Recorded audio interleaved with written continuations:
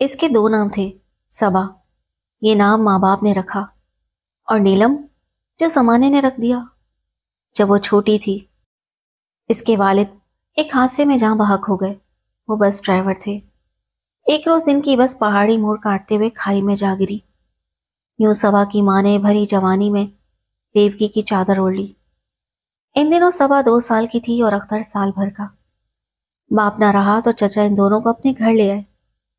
چچی نے کچھ دن حسن سلوک دکھایا، مگر جلدی اکتا گئی اور ان کا پیار سختی میں بدلنے لگا۔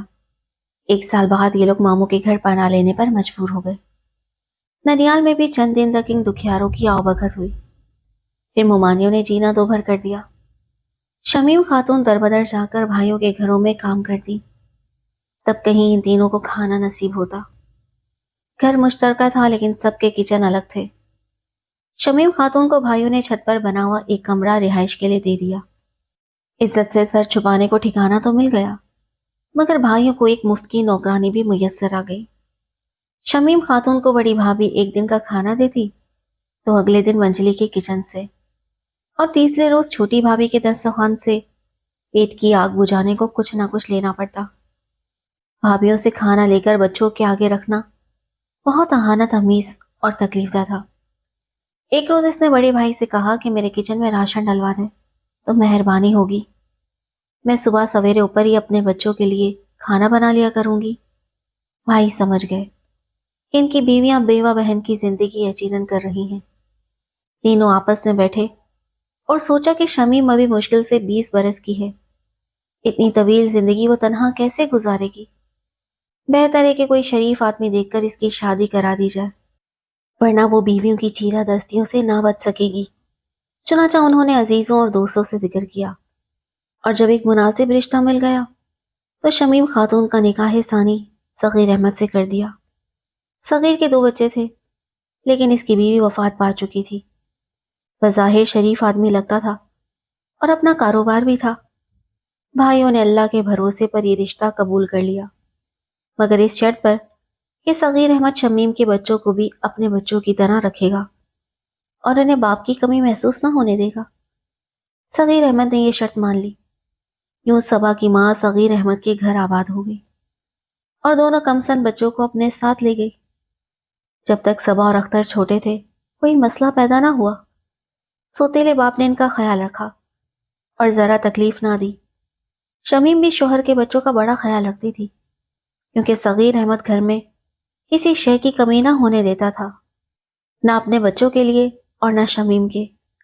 وقت تیزی سے گزرتا گیا، بچے بڑے ہوئے تو مسائل بھی بڑھنے لگے۔ بات یہ تھی کہ صغیر احمد کا مزاج کچھ اور طرح کا تھا، اور اس کے گھر میں رشتہ داروں کا آنا جانا بہت تھا۔ یہ سب اس کے بھائی بھتیجے تھے۔ شمیم انہیں آنے سے روک تو نہیں سکتی تھی، مگر محسوس کرتی تھی کہ شوہر کے یہ رشتہ دار محض صبا کی وجہ سے آتے ہیں، کیونکہ وہ بہت حسین تھی۔ اس کی بھولی بھالی صورت پر وہ روپ آ رہا تھا کہ دیکھنے والوں کی آنکھیں خیرہ ہو جاتی۔ ایک دن شمیم کا بھائی آیا تو سب نے پریشانی بیان کی کہ صبا بڑی ہو گئی ہے اور گھر میں صغیر کے رشتہ دار آتے رہتے ہیں۔ ان کی نگاہیں میری جواں سال بیٹی کے چہرے پر جمی رہتی ہیں۔ میں یہ صورتحال نہیں سنبھال سکتی، آپ اسے اپنے گھر لے جائیں، پھر ہم اس کے لیے مناسب رشتے کی تلاش کریں گے۔ میں چاہتی ہوں کہ اس کی شادی جلد ہو جائے۔ ان دنوں صبا اور اختر دونوں 10ویں جماعت میں پڑھتے تھے۔ ماموں کے گھر صبا کو گئے 3 روز ہوئے تھے کہ اختر ایک دن صبح اسکول گیا مگر شام تک نہ لوٹا۔ ماں پریشان ہو گئی۔ صغیر احمد بھی مخمصے میں پڑ گیا، کیونکہ لڑکا ہمیشہ وقت پر اسکول جاتا اور ٹھیک وقت پر گھر آ جاتا تھا۔ آج کیا ہوا کہ ابھی تک واپس نہیں آیا؟ دل ڈھلنے لگا۔ شمیم خاتون کی طبیعت بگڑنے لگی۔ رو رو کر اللہ تعالیٰ سے دعا کرتی کہ میرا بیٹا جہاں بھی ہے خیریت سے گھر واپس آ جائے۔ محلے داروں سے پوچھ لیا، استاد کے گھر بھی پتہ کیا، مگر کوئی سراغ نہ ملا۔ 3 دن گزر گئے۔ تب سوتیلے باپ نے پولیس اسٹیشن میں رپورٹ درج کروائی کہ ہمارا لڑکا غائب ہے۔ پولیس نے محلے کے لڑکوں سے پوچھ گچھ کی تو ایک لڑکے نے بتایا کہ اس نے اختر کو رضوان کے ساتھ جاتے دیکھا تھا۔ پولیس نے رضوان کو تھانے بٹھا لیا۔ پہلے تو اس نے کچھ نہ بتایا، مگر جب 2-4 تھپڑ پڑے تو سب کچھ اگل دیا۔ पुलिस के आगे बड़े बड़ों के पानी हो जाते हैं। ये छोकरा क्या चीज था। चंद झापड़ काफी हो गए। रिजवान ने ऐसा सनसनीखेज इंकशाफ किया जो नाकाबिल यकीन था। इसने बताया कि अख्तर की बहन सबा रोज पैदल स्कूल जाती थी। वो मुझे अच्छी लगती थी। मैं इससे बात करना चाहता था लेकिन वो मुझसे बात ना करती थी। एक रोज इस उम्मीद पर कि शायद आज वो बात कर ले, मैं इसके पीछे पीछे जा रहा था कि सामने से अख्तर आ गया। वो अपने स्कूल जाते जाते रास्ते से वापस पलटा था। शायद कुछ घर भूल आया था। इसे देखकर सबा ने आवाज दी और मेरी शिकायत कर दी कि भाई, ये लड़का रोज मेरे पीछे आता है और मुझे तंग करता है। अख्तर ने इसे कहा कि ये मेरा दोस्त है, मैं इसे समझा दूंगा। तुम अभी स्कूल जाओ, ये तुम्हारे पीछे आइंदा नहीं आएगा। जब सबा आगे चली गई तो अख्तर ने रिजवान से कहा कि तुमको शर्म आनी चाहिए। तुम हमारे मोहल्ले के हो और मेरी बहन के पीछे आते हो। रिजवान ने जवाब दिया कि वो तुम्हारी बहन है, मेरी तो नहीं। अख्तर को गुस्सा आ गया और इसने रिजवान का गिरेबान पकड़ लिया। दोनों दोस्त दस्तों गिरेबान हो गए। ये वाकया घर से कुछ दूर हुआ था, इसलिए मोहल्ले वालों को खबर ना हुई। अलबत्ता चंद राह चलते लोगों ने समझा बुझाकर मामला रफा दफा करा दिया। बहन का मामला था, इसलिए अख्तर ने किसी से भी जिक्र ना किया। इस वाकये के चंद दिन बाद रिजवान मिला तो उसने माफी मांगी और निदामत का इजहार किया। अख्तर ने इसे माफ कर दिया। रिजवान ने दोस्ती का हाथ बढ़ाया और कहा कि आइंदा मैं खुद तुम्हारी बहन की हिफाजत करूंगा। मोहल्ले की हर लड़की बहन की तरह ही होती है। मुझसे गलती हो गई, सारी उम्र तुमसे शर्मिंदा रहूंगा। इसके बाद दोनों में दोस्ती कायम हो गई। अख्तर ने दिल साफ कर लिया, मगर रिजवान ने दिल में कीना पाल लिया। वो बाज़ाहिर दोस्त बन गया, लेकिन अंदर ही अंदर मौका मिलने पर बदला लेने के फैसले पर कायम था। इन्हीं दिनों जब सबा मामू के घर गई हुई थी, रिजवान ने स्कूल छोड़ने के बहाने अख्तर को मोटरसाइकिल पर बिठा लिया और एक खाली मकान में ले गया जहां इसके दो दोस्त पहले से मौजूद थे। ये खाली मकान इनमें से एक के चचा का था जो दुबई गया हुआ था और चाबी अपने भाई के पास छोड़ गया था। ये लड़का अक्सर यहाँ दोस्तों को लाता था और वो ताश वगैरह खेलते रहते। रिजवान भी इन्हीं में शामिल होता था। अख्तर पहली बार आया था। वो इस घर और माहौल को हैरत से देख रहा था। इसने पूछा कि तुम मुझे यहाँ क्यों लाए हो। रिजवान ने कहा कि अपने दोस्तों के बगैर सैर का मजा कहाँ, इन दोनों को लेने आया हूं। तुम बैठो, पानी शरबत पियो, फिर चलते हैं। गर्मियों के दिन थे, अख्तर को भी प्यास लगी थी। एक लड़के ने इसे शरबत दिया। सभी ने शरबत पिया तो इसने भी पी लिया, लेकिन उन्होंने इसके गिलास में नशावर गोलियां डाल दी थी। मशरूब पीने के कुछ ही देर बाद इसका जिस्म बेजान होने लगा। जब वो बेहोश हो गया तो उन्होंने इसे चटाई पर लिटा दिया और इसका काम तमाम कर दिया। फिर इसी मकान के सहन में गड्ढा खोदकर दफन कर दिया। यूं रिजवान ने इस दिन की लड़ाई और मारपीट का बदला ले लिया। पुलिस ने रिजवान की निशानदही पर मकान का सहन खोदा तो अख्तर की लाश बरामद हो गई। इस तरह इसकी गुमशुदगी का किस्सा हल हुआ। मोहल्ले वाले अंगेशबंद अंदा थे कि रिजवान जैसा लड़का ऐसी हरकत भी कर सकता है। किसी को यकीन न आता था कि 17-18 साल के लड़के ने इतना बड़ा सानिहा अंजाम दिया। रिजवान पुलिस की हिरासत में था, लेकिन इस वाकये में सबा का नाम भी आ चुका था। मोहल्ले वालों ने कयास आराइयां शुरू कर दी। इसे मामू के घर इसी वजह से भेजा गया है कि शायद इसका रिजवान के साथ कोई गलत सिलसिला था। मोहल्ले भर में ये जुमला फैल गया कि बहन की खातिर भाई जान से चला गया।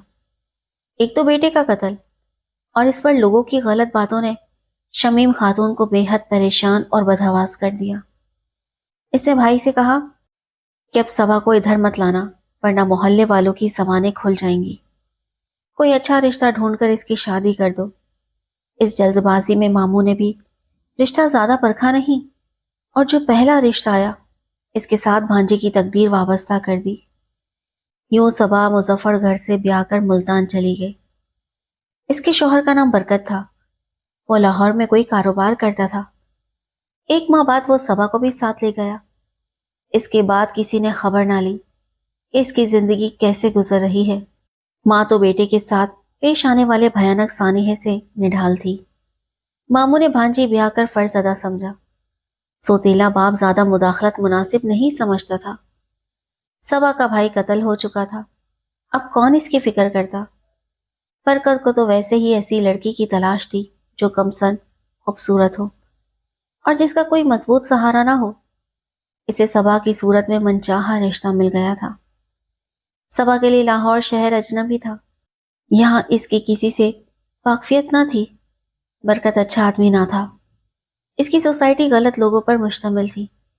رفتہ رفتہ اس کے عیوب صبا پر کھلنے لگے۔ پہلے پہل وہ اپنے دوست گھر لانے لگا، جن میں بعض عیاش اور باسر لوگ بھی شامل تھے۔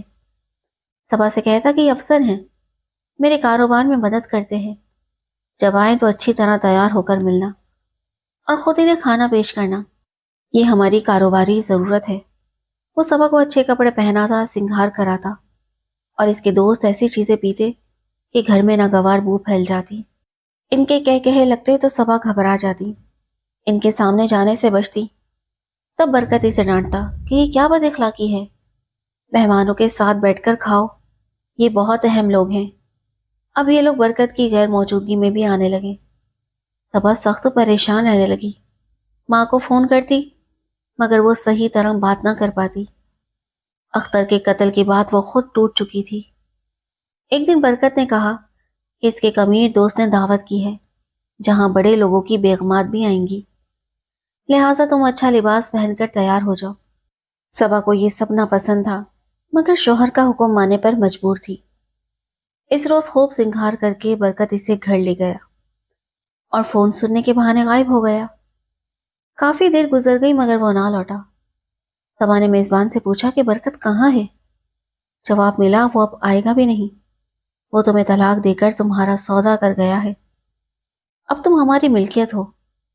اس کے بعد صبا کے ساتھ جو کچھ ہوا وہ ناقابل بیاں ہے۔ اگلے روز وہ اسے ملتان لے گئے، یہاں بھی اسے مختلف جگہوں پر لے جایا جاتا رہا۔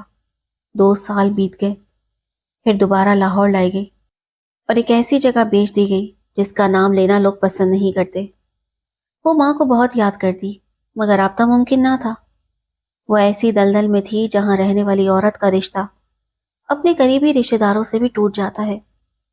اس نے یہ دلدل آسانی سے قبول نہیں کی تھی، مگر ظلم سے پتھر بھی ٹوٹ جاتے ہیں۔ اس پر بھی ایسی سختیاں کی گئیں کہ وہ بالکل ٹوٹ گئی۔ عورت کئی رشتوں کے ظلم سے بھاگ سکتی ہے مگر شوہر کے ظلم سے نکلنا مشکل ہوتا ہے، کیونکہ لوگ ہر بات کو میاں بیوی کا معاملہ کہہ کر عورت کا ساتھ نہیں دیتے۔ برکت بدبخت صبا کو بیوی بنا کر بازار کی زینت بنا گیا۔ صبا کے ماموں برکت کے نمبر پر رابطہ کرتے رہے مگر کوئی جواب نہ ملتا۔ سوتیلے باپ نے بھی چند بار کوشش کی مگر بے سود۔ بہرحال صبا نے ہر پابندی قبول کی مگر وہ ماں سے ملنے کو بے چین تھی، جس کی اجازت دلاور صاحب نہیں دے رہے تھے۔ ایک دن اس نے دلاور صاحب کے نوکر کو اعتماد میں لے کر اپنی مجبوری بتائی اور کہا کہ مہربانی ہوگی ماں دلاور کے گھر نہ آ سکتی تھی اور بغیر اجازت وہ بھی ماں کے گھر نہ پہنچ سکتی تھی۔ اس نے خط لکھ کر نوکر کو دیا کہ تم کسی طرح مظفر گڑھ جا کر یہ خط میرے ماموں کو پہنچاؤ، وہ ماں کو پہنچا دیں گے۔ نوکر نے خط صبا کے ماموں کو پہنچا دیا تو وہاں شور مچ گیا کہ لڑکی کہاں سے کہاں پہنچ گئی ہے۔ مومانی نے خط پڑھ لیا تھا، شوہر سے کہا کہ جا کر دلاور زمیندار کو ڈھونڈو اور لڑکی کا پتہ کرو، جبکہ دلاور نے سختی سے منع کیا تھا کہ میری اجازت کے بغیر کسی میکے کے فرد سے رابطہ نہ کرنا، جب مناسب سمجھوں گا میں خود رابطہ کروں گا۔ دلاور کے نوکر سے بڑے ماموں کے بیٹے نے بات کی تھی اور خط بھی اسی نے لیا تھا۔ اس خط پر نوکر کا پتہ لکھا تھا، لیکن ماموں نے نوکر کے بجائے دلاور زمیندار کا کھوج لگا لیا کہ جس کو اس کے علاقے کا ہر آدمی جانتا تھا۔ اس طرح وہ دلاور صاحب کے اصل ڈیرے پر پہنچ گیا، جہاں زمیندار خود تو نہ ملا مگر ایک ایسا شخص مل گیا جو دلاور کا بہنوئی بھی تھا اور اس کا سالہ بھی۔